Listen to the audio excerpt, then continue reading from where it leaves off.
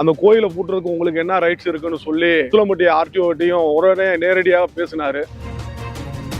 நீங்க உடனே இந்த கோயிலை திறக்கலைன்னா நாளைக்கு நானே வந்து பிஜேபி கட்சிக்காரங்களோட வந்து நான் பூட்டை உடைச்சு கோயிலை திறப்பேன், பூஜை நடத்துவேன்னு கலெக்டர் மாவட்ட ஆட்சியாளர் அனிசேகரிடம் சொன்னாரு.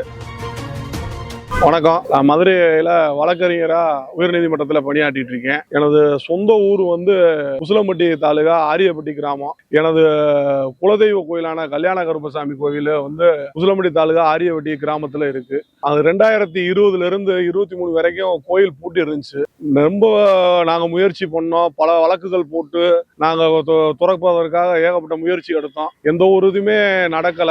பெரியவங்ககிட்ட எல்லாம் நிறைய பேர்கிட்ட நாங்க முயற்சி பண்ணி வரைக்கும் நாங்களும் மனுலாம் கொடுத்து பார்த்தோம், கோயில் திறக்கவே இல்லை. கடைசியா பேராசிரியர் ஐயா சீனிவாசன் அவர்கள்ட்ட இந்த மாதிரி எங்க குலதெய்வம் கோயில் 2020 இருந்து 23 வரை பூட்டி இருக்கு, அது திறக்கணும், எங்க மக்கள் எல்லாம் வழிபாடு பண்ணணும்னு சொல்லி நாங்க பேசணும். உடனடியா அவர் மாவட்ட ஆட்சியாளர் அன்றைய டயத்துல இருந்த அனிசேகர் அவர்கள்ட்ட பேசி கோயில் திறக்கணும், அந்த கோயிலை பூட்டுறதுக்கு உங்களுக்கு என்ன ரைட்ஸ் இருக்குன்னு சொல்லி உசிலம்பட்டி ஆர்டிஓட்டையும் உடனே நேரடியாக பேசினாரு.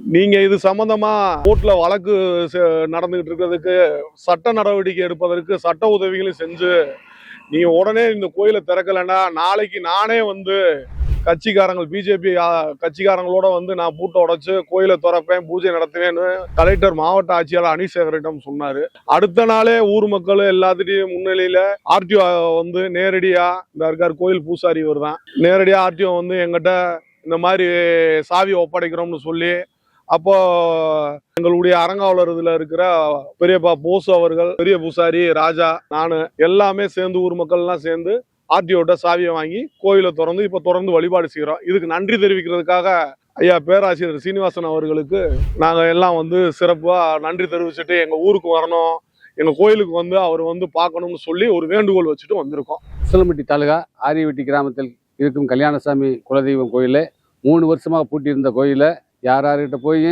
ஒன்றும் திறக்க முடியல. கடைசியில் பேராசிரியர் சீனிவாச ஐயா கிட்ட போய் பேச்சுவார்த்தை பேசுறதுல கலெக்டர் எல்லாத்தையும் பேசி கோயிலை திறந்து விட்டவருக்கு ரொம்ப நன்றி.